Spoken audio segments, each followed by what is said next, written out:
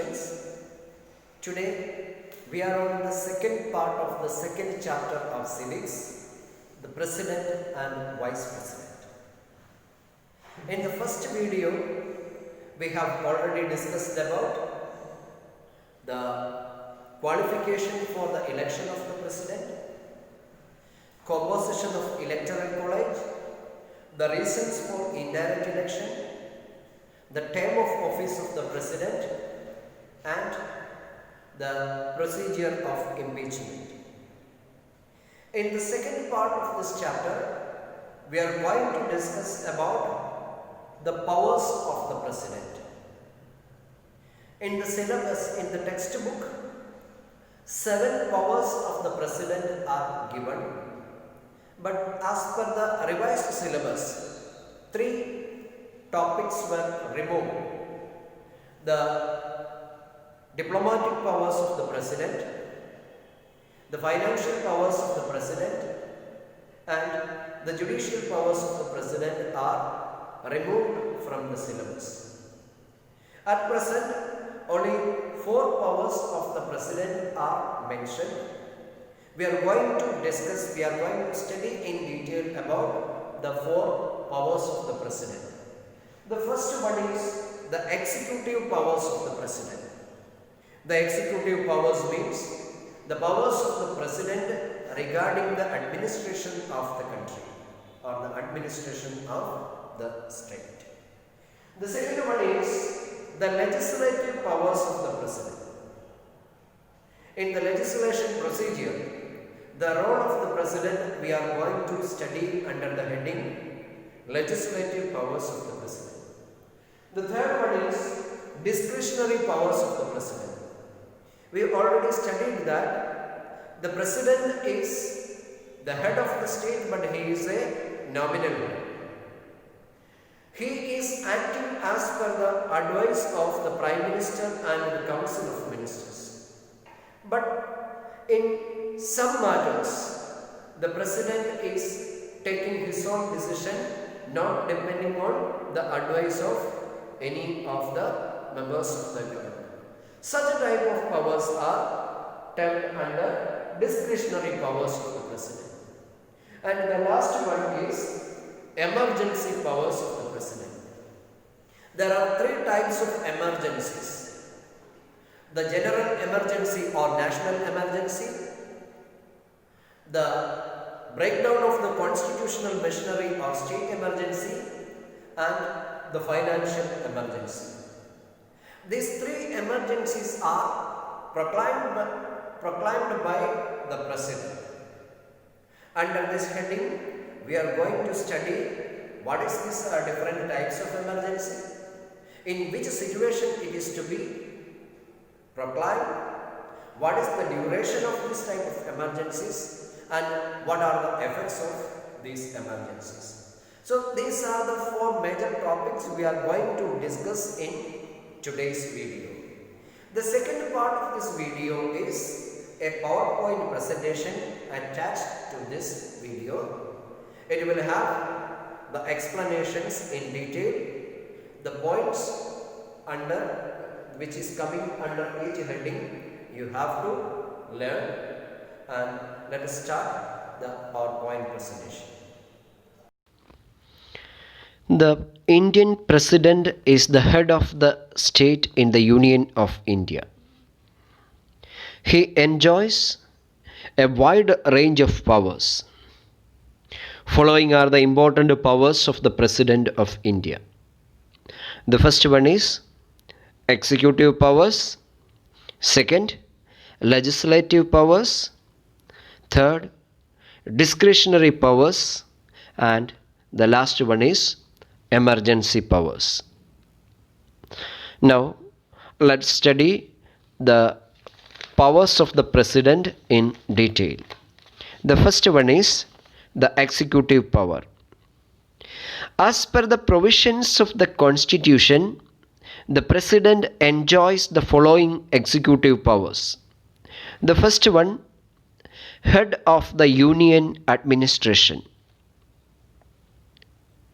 Being the head of the Union administration, All executive orders are issued in the name of the President. All the union government employees are the subordinates of the Indian President. The second executive power is related to the appointment of officials. Some high dignitaries are appointed by the Indian President. Some of the important dignitaries who are appointed by the President are the Prime Minister of India and his Council of Ministers, the governors of various states, the judges of the Supreme Court and High Court, Comptroller and Auditor General,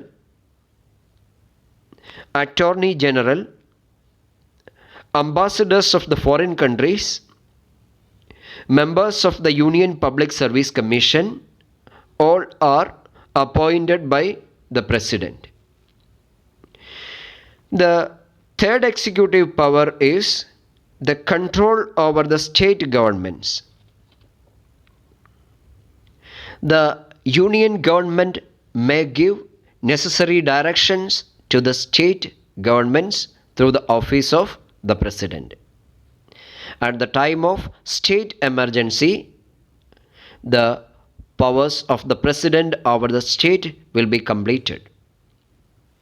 Then, last executive power is the administration of union territories and border areas.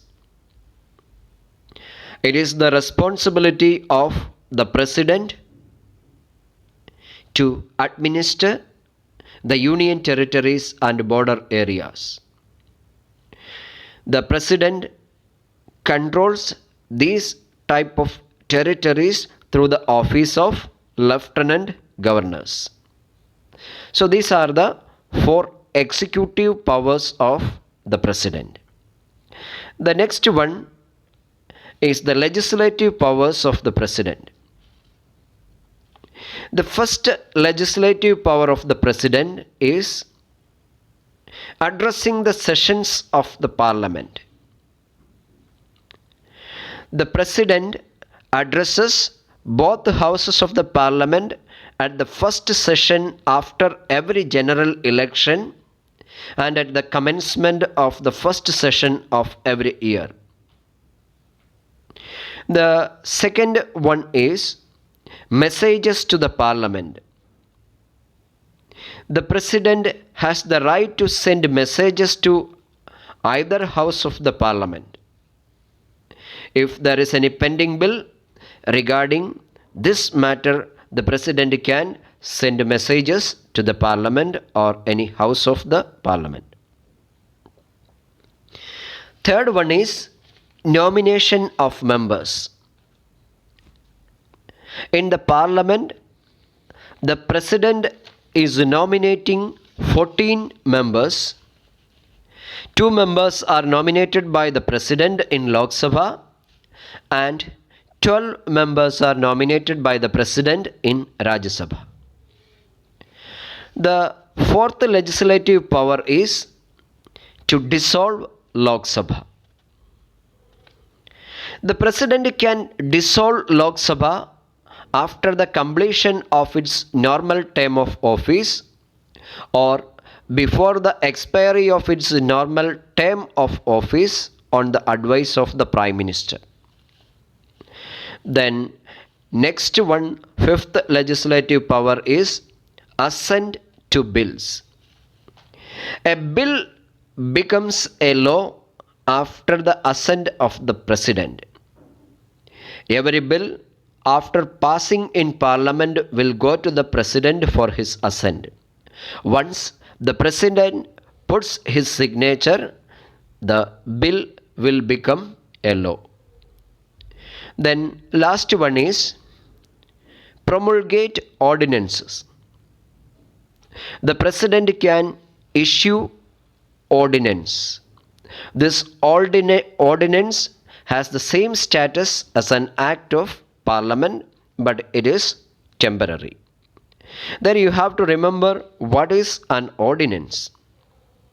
An ordinance is a law promulgated by the President when both the houses of the Parliament is not in session and there is an urgent need of legislation. These are the 6 important legislative powers of the President. Once again, addresses the sessions of Parliament, sending messages to the Parliament, nominating members to the Parliament, the President dissolves the Lok Sabha, assent to bills and promulgate ordinances. Then the next power of the President is discretionary powers. The President enjoys some discretionary powers. Following are the main discretionary powers of the President. First one, the President can appoint the Prime Minister when no single party commands the clear majority and there is a hung parliament. As per the tradition, after the general election, the leader of the majority party will claim for the post of the Prime Minister. If the President feels that this person is having enough members in Parliament, then he will be appointed. Sometimes, after the election, no political party will get a clear majority. At that time, coalition ministries will be formed. 2 or 3 political parties will agree to work together and its leader will be appointed by the President as the Prime Minister. The second discretionary power. The President can appoint a new Prime Minister in case of the sudden death of the incumbent. If the Prime Minister dies suddenly and the ruling political party is not able to nominate or find a new Prime Minister, in that situation, the President can appoint a new Prime Minister. The third discretionary power. When the ruling party lost the majority or when a vote of no confidence is passed, instead of dissolving Lok Sabha, the President can ask another party to prove majority and make ministry. In order to save time and money, the President can demand for another political party or give a chance for another political party to make the ministry and prove the majority on the floor of the Parliament. The last discretionary power. The President can dismiss the ministers when they refuse to resign after losing the confidence of the House. If a motion of no confidence is passed, then the ministers has to resign. If the ministers are reluctant to resign, the President can dismiss them from power. The last power of the President is the emergency powers. Let's see what is an emergency. An emergency is a sudden or unforeseen situation demanding immediate action. It is a situation in which the head of the state or the President assumes extraordinary powers. There are 3 types of emergency. The first one is national or general emergency. The second one is breakdown of constitutional machinery or state emergency. And the third one is financial emergency. Let's study in detail about each of these emergencies. The first one is national or general emergency.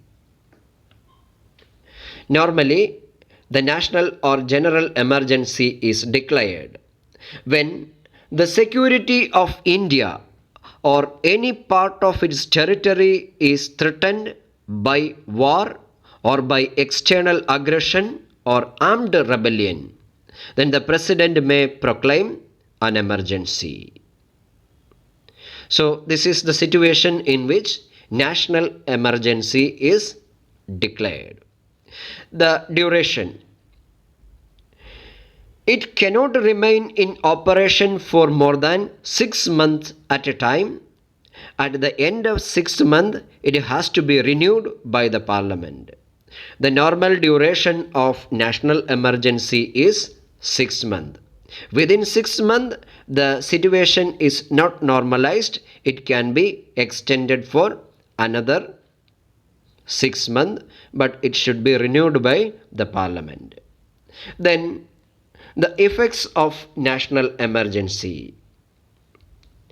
The first effect, during national emergency, the fundamental rights will be partially or wholly suspended. Many of the fundamental rights may be suspended. If the fundamental rights are suspended, the people are losing their right to approach the court for the enforcement of the violated fundamental right. The second one, the Union Parliament acquires the power to give direction to the states on any matter. At the time of national emergency, the governments in the states will be suspended. At that time, the Union Parliament can give direction to the states in any matter. The third one, the center is empowered to suspend the financial provisions. The center is, the Union Parliament is getting many powers, so it will be empowered to suspend the financial provisions. Then second type of emergency is state emergency or breakdown of constitutional machinery. Let's see when it is to be declared. If the president, on the receipt of a report from the governor that the governance of a state cannot be carried on in accordance with the provisions of the constitution, he may declare an emergency in the state. If too much law and order problem is there in a particular state, if the crime rate is increased, and the governor is giving a letter to the president that the condition is worst, and the president feels that it is not possible to run the administration with the existing government, he can declare state emergency or breakdown of the constitutional machinery. The duration of the state emergency. Normal duration of a state emergency is 2 months. If it was to continue beyond 2 months, it should be ratified by the Parliament. So, if the state emergency is to be continued more than 2 months, the resolution is to be ratified by the Parliament. Then, the effects of the breakdown of constitutional machinery. The first one, the state administration is directly placed under the president. The state government, state administration is coming under the control of the president. The second one, the president may dissolve Vidhan Sabha. The state legislature will be dissolved by the president. Third one, the president may keep the council of ministers of the state in suspended animation. That means the president can keep the council of ministers of a state in under suspension. So these are the three effects of the breakdown of constitutional machinery or the state emergency.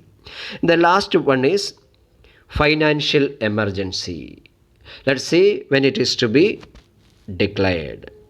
If the president is satisfied that the financial stability or credit of the nation is threatened, he can declare a financial emergency. Normally, there is acute financial crisis in a country. there the financial emergency will be declared. Duration of the financial emergency.